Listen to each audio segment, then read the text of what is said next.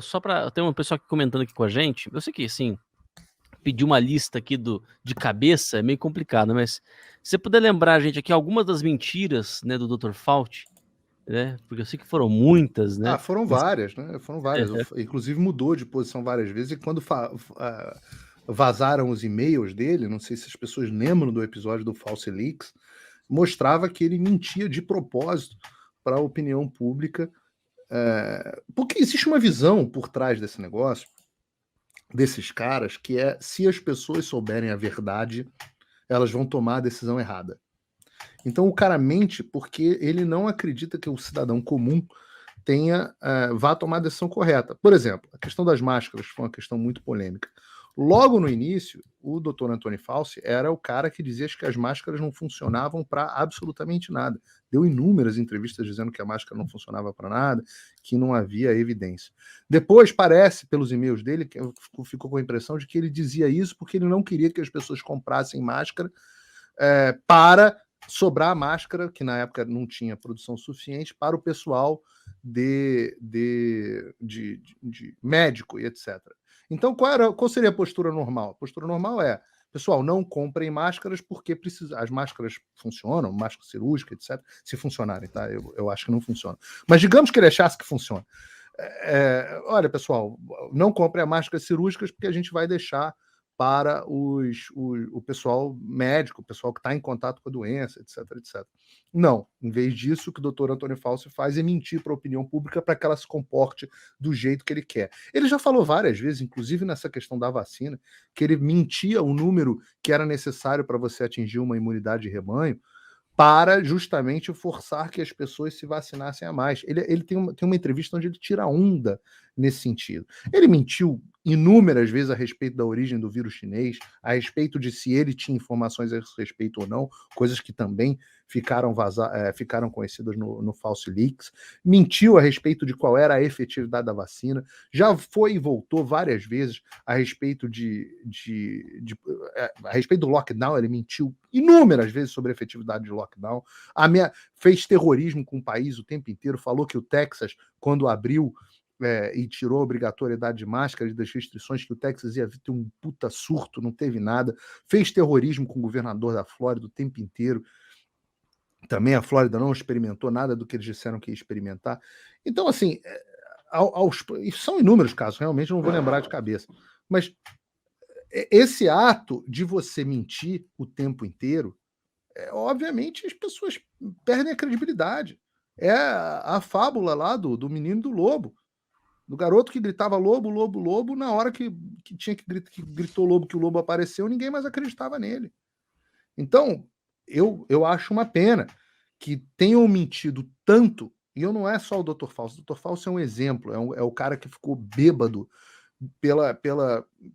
foi utilizado pela mídia e pelos governantes oportunistas como símbolo, mas na verdade foram as autoridades, a comunidade científica e a mídia, principalmente a mídia, que mentiram tanto nesse processo, que aí no final das contas, quando você tem uma coisa que os números são realmente positivos, gente, eu lamento dizer, eu sei que vocês não gostam, vocês não, eu sei que tem uns barulhentos que não gostam, principalmente no chat, mas os números das vacinas são positivos.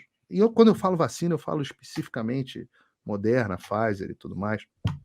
E eu vi os exposés do Project Veritas que não dizem absolutamente nada a respeito desse assunto.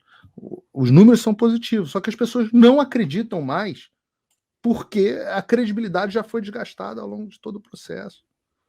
Então, eu particularmente, se ouço uma posição da CNN, do Anthony Fauci, a minha tendência natural hoje é virar e falar assim: pô, esse troço é ruim. Se a Globo defende vacina, eu sou contra. Né? Essa é a minha primeira postura.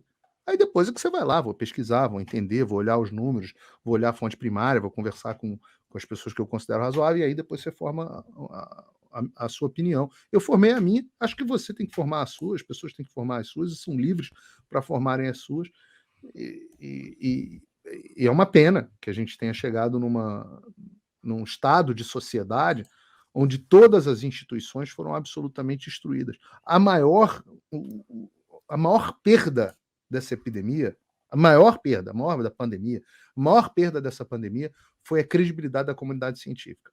Desde do passar o pano e mentir descaradamente para limpar a barra da China, nas origens do vírus, até os estudos fajutos pró-lockdown, a forma como a comunidade científica promove, essa sim, por exemplo, sem nenhuma evidência positiva, vacina para criança, uma coisa que só interessa financeiramente para laboratório. O fato como se colocaram contra os tratamentos iniciais e profiláticos, a comunidade científica foi perdendo a credibilidade nesse processo. A coisa foi ficando politizada, e eles perderam completamente a credibilidade nesse processo. Eu acho que eu tenho uma enorme vantagem de ter algum treinamento científico e conseguir ler estudo, interpretar dado, etc, mas as pessoas que deveriam se valer de uma... que no fundo é uma espécie de argumento de autoridade, né? Deveriam se valer nas autoridades, elas hoje estão completamente perdidas. A coisa que eu mais recebo por mensagem nas minhas redes sociais é: Paulo, me diz quais são as suas fontes que você considera confiáveis.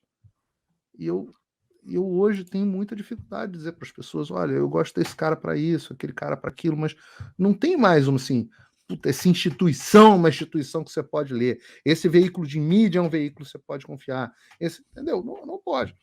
Agora, o que eu posso dizer, por exemplo, para quem está assistindo aqui com a gente o Radar da Mídia no Terça Livre você não tem agenda política, não tem assunto proibido, não tem opinião proibida, tudo é permitido. Você tem uma pessoa aqui mais favorável, uma visão mais favorável a vacinas para adultos, e na maioria dos casos, e você tem vocês dois que eu acho que tem uma posição mais, não vou chamar de anti-vacina, não acho que não é essa exatamente a posição mas desconfiado eu também sou, não tem jeito. Não dá. Cara, no momento que você ouve o Anthony Fauci e a Rede Globo falando um negócio, você não está desconfiado, você não está prestando atenção no mundo. Mas sabe, Paulo, até para você conseguir deduzir qual é enfim, né, qual que é o impacto real da vacina, né, essa discussão acabou ficando viciada. Por quê? Porque começou-se desde o começo negando-se uma coisa que é uma obviedade de qualquer tipo de epidemiologia, que é a imunidade natural. Claro, Então, assim, não se fala da imunidade natural, não se faz um estudo dizendo, ó, de fato caiu... Sabe por quê? Por quê? Porque a imunidade natural é de graça. Só por isso. Porque a imunidade natural é de graça. Exato. Então... Exatamente por isso. Exatamente por isso. Então, hoje todos os estudos, é uma coisa óbvia, todos os estudos mostram que a pessoa que contraiu o Bolsonaro, que teve Covid, era um dos caras mais seguros dentro daquela Assembleia das Nações Unidas. Muito mais do que vários líderes que estavam simplesmente vacinados. Mas isso é óbvio, isso é absolutamente evidente. Isso sim, o tal do Exposé do Project Veritas mostra muito bem. É claro que é, mas isso é evidente. Mas, segundo o doutor Antônio Fauci, segundo a visão fauciana das coisas, se você falar isso para as pessoas não vão tomar as suas vacinas. E aparentemente não há problema nenhum se você tomar a vacina também. Alguns estudos mostram que ela funciona como um booster, né? Um impulsionador de imunidade em quem já teve o vírus. Mas qual o problema de você falar que as pessoas que já adquiriram... O problema é que há um interesse comercial. Os números de ivermectina, gente, são muito impressionantes, os estudos são muito impressionantes.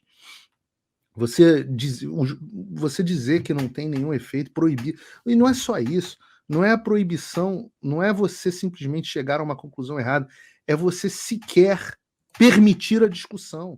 Você desliga a rede social de quem fala sobre esse assunto, você chama o cara de negacionista, o William Bonner te dá um pito no editorial no Jornal Nacional, que deveria ser um jornal isento, e os políticos batem no peito e politizam assuntos de medicina. Pegam uma médica, botam na CPI, esculacham a médica, entendeu? É uma coisa muito vergonhosa. A maior vítima dessa pandemia foi a credibilidade da comunidade científica. Claro, desculpa, mas a origem disso é o aparelhamento ideológico das universidades, nos programas de pesquisa, o aparelhamento ideológico dos órgãos internacionais, o aparelhamento ideológico das revistas de publicação científica. Você veja, eu tenho um amigo médico que está estudando aqui para o exame médico que eles têm que fazer de tempos em tempos, meio que para renovar o CRM deles aqui, digamos assim, o equivalente, e ele estava me mandando essa semana, dos Estados Unidos, a material de estudo dele para a prova, dizendo o sexo é atribuído pelo médico no momento do nascimento. O sexo é atribuído pelo médico? Atribuído? Como assim atribuído? Não, o médico atribuiu que eu sou homem? Decidiu. Pô, obrigado. Agradeço, doutor Luiz Felipe Madre, eu acho. Agradeço aqui, porque eu me sinto muito bem como homem. Então, esse aparelhamento tem um custo, pô. O custo é a credibilidade, a perda da credibilidade.